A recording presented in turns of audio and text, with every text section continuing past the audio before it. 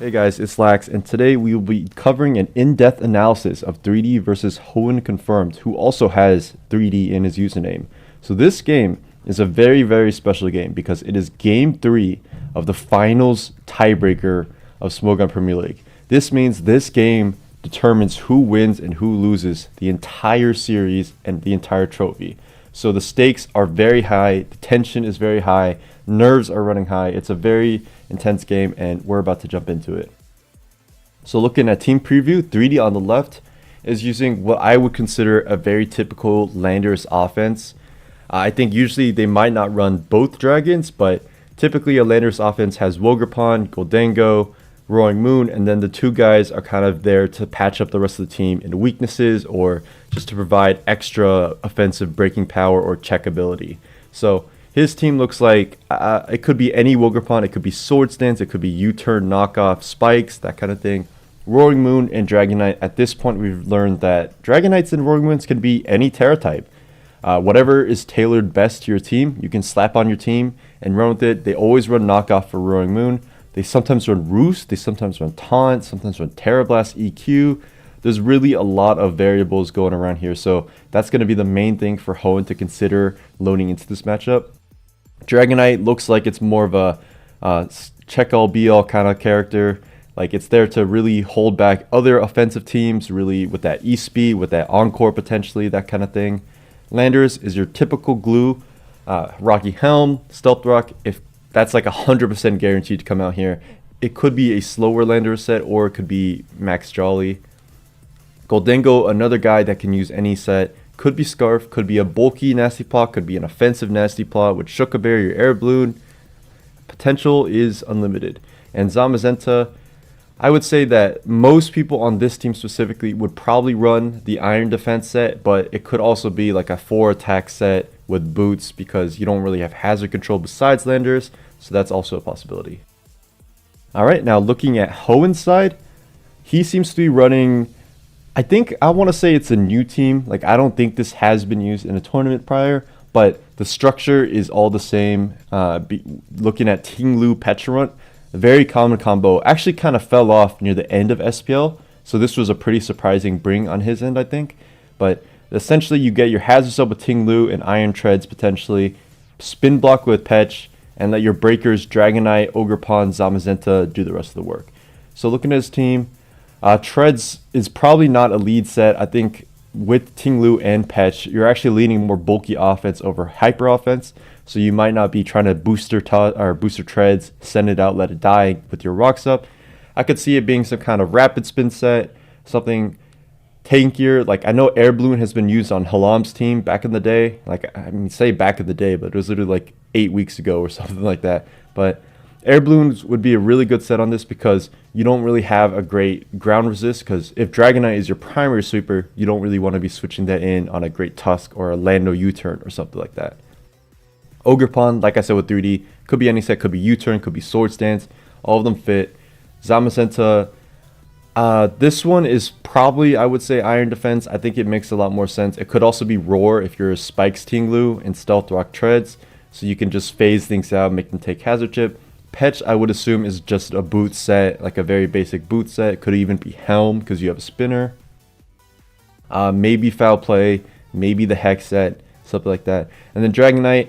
Dragonite in this position is very interesting because people don't typically make teams around something like Ogerpon as their primary win condition / sweeper. So you could maybe assume that Dragonite is going to be something interesting to set, like could be Terra Fly, Ghost, Fairy, even Ground. Could be anything, and it really comes down to how Hoenn plays this and how that reveals his end game and how he's going to win. Like if Dragonite's not really coming in early at all, it's not going to be a Roost set. It's not going to be a typical set that he's just throwing out like Dragon Tail or something like that.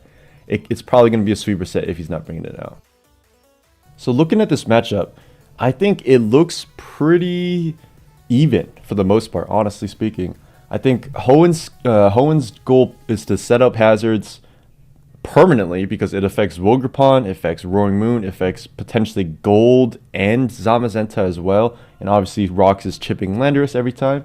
So I think Hoenn's game plan is definitely just to get hazards up. He doesn't have to worry about spin block, so he can reserve Petch specifically just to check 3D Zama, which it should be able to do pretty easily. Hoenn does have to worry about an Ogre Pawn though. Like a Swords Dance Ogre Pawn could be really scary. It does require him to maybe lose all of his Petch HP or bring Zama or D-Knight in, which I don't think you typically want to do early. So that looks good for 3D. Another thing that looks good for 3D is Roaring Moon. Depending on a set, it can really wreak some havoc. Like a Terra Fairy Blast with Roost or something, it could force a Petch Terra, like, and that could really set up a Zamazenta if it's like a Terra Dark or something. But then, so you would Terra Dark on a Fairy Blast or something like that, or no, on a knockoff, sorry, and then you would Malignant Chain on the Fairy Roaring Moon, and that would be like your counterplay into E-Speed range. But then that sets up like a Zamazenta coming back in and maybe reverse sweeping you. So that's the tricky thing that Hoenn really has to keep an eye out for. Roaring Moon and Ogre Pawn, those are two huge threats. D-Knight, I would say, isn't that concerning between Tinglu, between Zama, between Petch, and his own D-Knight. Like, I feel like he has a lot of tools for that. Goldango, also kind of scary, because if it's like a defensive set, it could wall his Za completely, and it could set up for things without much pressure, honestly. Like, he doesn't really have a lot of things that hit gold really hard.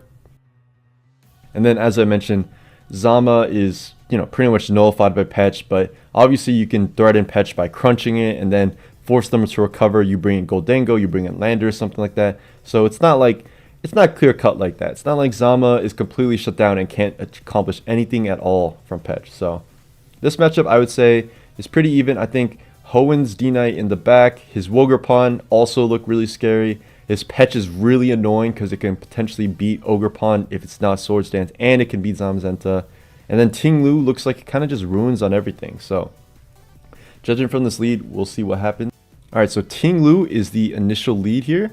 Tinglu lead, I would say, is a bit ambitious, but also works out perfectly in this scenario. Because I was thinking if 3D leads like a Ogre Pawn himself, he really can put the pressure on instantly with a U-turn or even with a Swords Dance, right? So I like Tinglu here because it beats pretty much everything else. Zamazenta's never being led because you waste the defense boost instantly. The only possibility was pretty much everything except for Roaring Moon and Zamazenta, and Tinglu beats 3 out of 4 of those, so I like that. In this turn, you would always ruinate as Tinglu. You have to respect taunt on Lando, because if you taunt and then they U-turn into like Ogre Pawn or something like that, then you're kind of just wasting your Tinglu when you could be spamming Ruin off, because Tinglu really benefits from just spamming Ruination all the time, every time. So here we see 3D choose not to respect the stealth rocks here and go for a taunt and not go for a taunt. So he gets rocks up, which is great for him, and then he gets the ruin off. So in this situation, this is a really tricky turn actually after this ruin happens, because on 3D's end he's like, okay, well, now that I got my rocks up, I might as well prevent him completely from getting rocks up potentially. But then I noticed a big point of contention in how people analyze this game is that taunt is just a very passive play, and when you're playing offense versus bulky offense, or just offense versus offense in general, like, you really need to keep momentum up. So I think a lot of people mentioned that they would have loved to see a U-turn after the stealth rocks, because I think on Hoenn's side, you're probably never going to stay in for Tinglu and click stealth rocks. If you stay in at all, it's going to be to ruinate something, right? So you're not really going to give up momentum by just letting yourself get taunted on rocks. You want to keep spamming ruin, because at this point, Lando's not touching Tinglu. You're just ruining everything. You're just spamming Ruination, 50% chip on everything you possibly can. So I think U-turn would have been a very good hindsight proactive play. But then again, I definitely understand what's coming out here. So he goes for, I believe, taunt here. Hoenn reveals that he's Balloon Treads, aka the best wall to Lando completely. And at this point, it's looking, this is already like a phenomenal start for Hoenn, because he got a ruin off and he can get an easy spin here, because 3D would have to go Goldango and then not be like a Scarf set, or like not be a Balloon set, or he would have to go Ogre Pawn, which does enable the spin. So I think in his mind right now, the game is still early. I'm just going to go Ogre Pawn. I'm just going to try to figure out from there. And this is another turn that I think some people have talked about, in that if he goes Goldango first and then goes Ogre Pawn, he's able to keep up that momentum, and he's able to like switch into the pretty obvious spin. Like, I feel like spin is super free for him. He's super far ahead at this point with the spin off. So I think it's pretty reasonable to expect that, but he's probably worried, like, what if he EQs my gold? What if he ice spinners expecting balloon? But then, you can still go Wogerpon after. So that's a pretty tricky turn. And now he clicks Swords Dance with this Wogerpon, and Hoenn hard switches to his own Wogerpon. So what this reveals is that he's either Power Whip or U-turn. Both things 3D doesn't want to stay in on. But if 3D stays in and gets the tie win, and he's like Horn Leech or something like that, or Power Whip himself, this game could completely switch on its head. So 3D go for the Swords Dance. I think it's really early right now, so it's exactly hard to say if he would go for the tie, but he ends up going to D-Knight, which is pretty tough because it frees up Ting Lu to spam Ruin to get rocks up, all that jazz, to get spikes up. And then D-Knight also loses his Multi-Scale, which means this Wogerpon, if it's play rough later on, can just come in and just basically pick a kill versus anything. So that's a little tricky. At this point, I think as D-Knight, you might just hard switch to Wogerpon as 3D. Like, unless you're like a low kick D-Knight or like Encore or something, there's no real reason to stay in. So he goes for EQ. Okay, so he expected red card to come out, so that was a good EQ to expend that. So maybe his Roaring Moon later on wouldn't have to deal with that. It does pull in Gholdengo, which is probably what the last guy he wants to bring in, because it's the only guy that doesn't pressure this Ting Lu because it has to switch out. So Gholdengo takes rocks, I believe. Oh no, okay. So he stealth rocks as it came in. Now he hards Ogerpon. He's very lucky to dodge this Ruination. That's very nice. He reveals Swords Dance Synthesis, and this hard switch to Ogerpon for Sinnoh is actually really, I keep calling him Sinnoh because he goes by both Sinnoh confirmed and Hoenn confirmed. I'm not sure what his preference is, but that his username is Hoenn, so I'm gonna assume that. But essentially, what this does is this is actually like a crazy turn, because what if 3D power whips or something like that? Like, what if he expects something like Ogerpon to come in? But he does respect the Petron. That's the main thing. Hoenn knows that his Petron being alive means that this Ogerpon is not clicking Power Whip. If anything, is clicking Ivy Cudgel. If anything, is clicking Knockoff. Both of which Hoenn would love to switch his Ogerpon into because it threatens it out. So after he switches and he reveals Synthesis and he reveals Swords Dance Synthesis, Hoenn knows that nothing he uses can one-shot Ogerpon at this point. So this is the freest U-turn of all time. And 3D tries to get some chip off with Helm. And Hoenn actually clicks Knockoff here. So he knows that was a good play, because he knows that he forces this Ogerpon out with U-turn. So something else is coming in. Probably Zamazenta, I think, or D-Knight was his expected switch. So you knock off the Chesto Bear, you knock off the boots. He brings in Lando instead. Gets the knockoff, get the free Helm. And now 3D elects to hard switch his Roaring Moon on another knockoff. So this is a play that is a little difficult, because Roaring Moon, I feel like at this point, is your main way to win the game. Like, you really need this Roaring Moon to go crazy. Now that red card is gone, now that like some sets are revealed, this is the main guy to make pressure right now. But I'm assuming the damage from knockoff was calculated to be a tank moon set, which is what everybody runs nowadays. So in Hoenn's mind, he's like, okay, this guy's not jolly acrobatics, right? I'm just gonna get this free U-turn, which he does get. Does 45%. That's a lot of damage. And now 3D goes for Dragon Dance. At this point, he's like, I'm cutting my losses short. I'm gonna try to get some damage off on this Ting Lu. 40% is actually quite a lot to a Ting Lu. That means that this Ting Lu is not really defense invested, if at all. It's probably like completely special defense, judging off that. Whirl Za back in. This is a super free switch to Petch on Hoenn's side, I think. Yep, super free switch to Petch. This turn he elects to U-turn instead of Stealth Rock. I think I would have really liked Stealth Rock, because Balloon Reveal, Ogerpon, all affected by Stealth Rocks, like, and those are two major players for you to make progress. So I would have liked Stealth Rock, I think. I definitely get U-turn in breaking this balloon, so like an Earthquake on Roaring Moon or like Dragonite can do something, but I think that could have been done at a much later point, and it also weakens the knockoff. Like, I think if you let Lando die to Petch here, bring Roaring Moon in, that gives you the potential to knock this off for like 70%, or Dragon Dance again on the Ting Lusac or on something else and try to make some progress happen. But I understand U-turn. He just really wants that balloon broken. So he brings... Oh, so it actually reveals Shadow Ball. And Balloon, Shadow Ball makes me kind of think it's a nasty plot. I didn't calc the damage from the U-turn or anything to see if that was indicative of like a bulky set or like a max special attack set.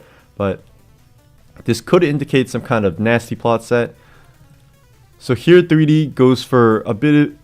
Oh, that's a cool new animation. So 3D goes for acrobatics there. I think he was probably expecting a Ting Lu sack, if anything. Yeah, I think he was expecting a Ting Lu sack, but I think in Hoen's mind, it's like, I chew knockoff with my balloon popped every time, every day of the week, so I'm just going to take the trade. And it works out for him. The acrobatics only does 28%, and he gets the kill. So gold comes in now, and this guy is actually still a threat for Hoenn because a max defense nasty plot gold could actually be quite threatening. So let's see what it goes for here. He still has a max HP Ogerpon, so he's like, Hoenn's like, at this point, I'm just trying to sack my Ogerpon, so I'm just going to keep bringing it in, keep getting value out of that, and just see how it goes. So 3D, it forces 3D to sack Lando. Right now, it's a 4v6, so it's extremely tricky. I think 3D probably has to bring Za back in here, or D-Knight. Okay, so he clicks E-Speed on the taunt. So Hoenn is respecting the hell out of this D-Knight. He's like, I don't want to lose to any random BS D-Knight, so I'm going for a taunt. 3D actually kind of anticipates either a U-turn or like a taunt, and he really wants this chip on Ogerpon. I presume to set up his own Ogerpon or Goldango in the future. So that was a really good E-Speed for him on the taunt. I think he just clicks it again. Yep. Treads comes in, threatens with Ice Spinner, which gives 3D a pretty free Ogerpon himself.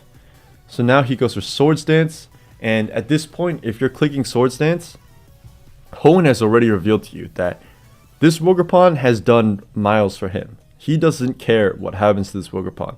So I think it's fairly obvious that at this point, Ogerpon is coming in. I think you can defend the Swords Dance like, oh, Petch might come in, but then you have to think about how Hoenn has to really rely on Petch to beat the Za, because Za is still looming in the back, and looking at the rest of his team, Za can do it. Za could actually reverse sweep as the last mon standing. So to Hoenn, he's like, Ogerpon is dead. I'm assuming I'm faster anyways because I forced the swap like 3 times, so I'm just going to go my own Ogerpon and U-turn again.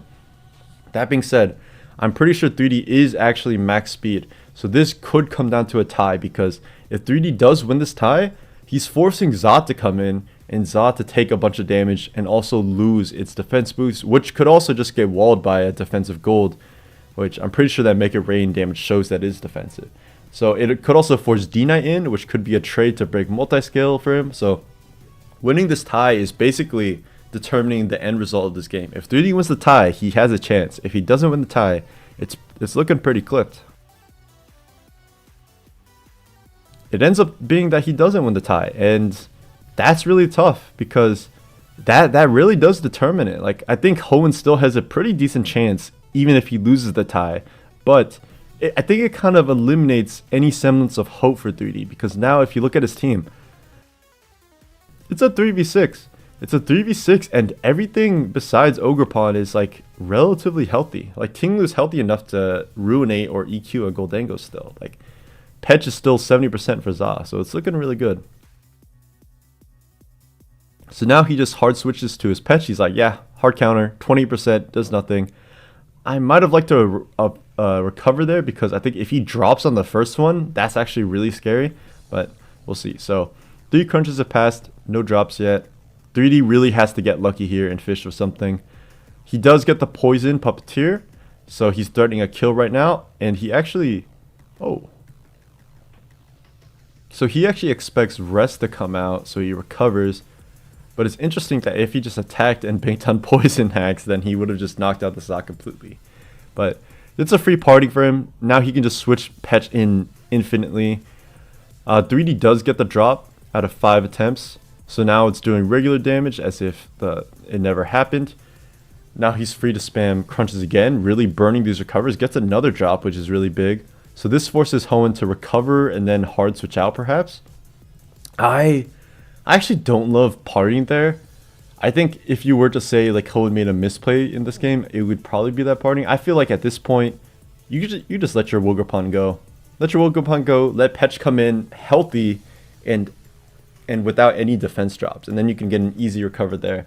But This puts him in like crit range, or like if more defense drop happens, like it could be more annoying. Like if he crunches here and he got like a defense drop or something, but he gets another defense drop, recovers back up. Hoen's just going to recover again, and he gets a crit. And this is like, oh my god, what just happened?